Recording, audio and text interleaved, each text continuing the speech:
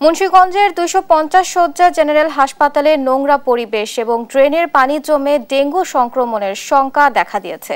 হাসপাতালের এই অবস্থায় রোগী ও পরিজনের মধ্যে উৎকণ্ঠা বিরাজ করছে। এ নিয়ে আরো জানাতে সরাসরি যুক্ত হচ্ছেন সহকর্মী সুমিত সরকার।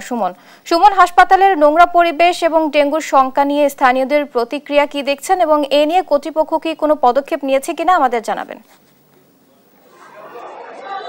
জি বুবলি, আপনি যেমনটি বলছিলেন, মুন্সিগঞ্জ জেনারেল হাসপাতালের ২৫০ শয্যা যে জেনারেল হাসপাতাল রয়েছে সেই হাসপাতালে কিন্তু একেবারেই নোংরা পরিবেশে কিন্তু আসলে এখানে চিকিৎসা নিচ্ছেন বলে রোগী স্বজনরা আমাদের এখানে জানিয়েছেন। এখানে কিন্তু একেবারেই এই ভবনের ঠিক নিচতলায় কিন্তু একেবারে ড্রেনে কিন্তু একেবারে ময়লা।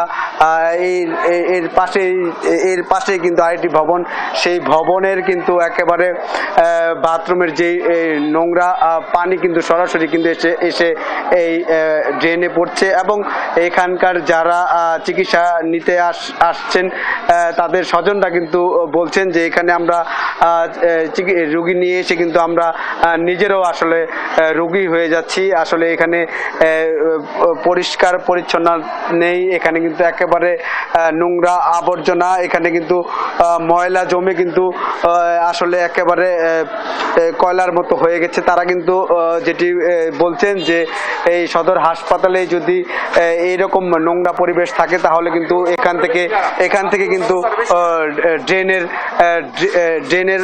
থেকে কিন্তু ডেঙ্গু হতে পারে বলে আমাদের এখানকার রোগীর স্বজনরা জানিয়েছেন। যে আমি একটু আপনাদের দেখানোর চেষ্টা করছি যে ভবনের নিচেই কিন্তু একেবারে নোংরা। এখানে কিন্তু বাথরুমের যেই পানি সেই পানি কিন্তু সরাসরি এই নিচে পড়ছেন এবং এখান থেকে কিন্তু আসলে ডেঙ্গুর একটি আশঙ্কা করছেন বলে আমরা এখানে এসে জানতে পেরেছি। তো এখানে কিন্তু আসলে আমি একজনের সাথে এখানে রোগীর একজন স্বজনের সাথে কথা বলবো। আপনি একটু জানাবেন যে এখানে কি পরিবেশে আসলে আপনারা? কোনো পরিবেশ নেই এই জায়গায়, সবচেয়ে নোংরা, সবকিছুর মধ্যে নোংরা, কোনো পরিষ্কার কিছুই নেই জায়গার ভিতরে।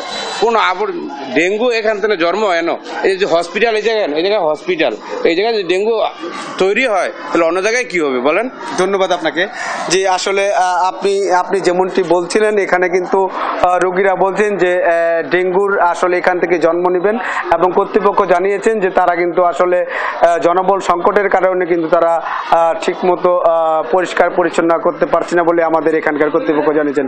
তো এই ছিল আমার কাছে মুন্সিগঞ্জ জেনারেল হাসপাতাল থেকে সবশেষ খবর। বাবলি। সুমন, আপনাকে ধন্যবাদ।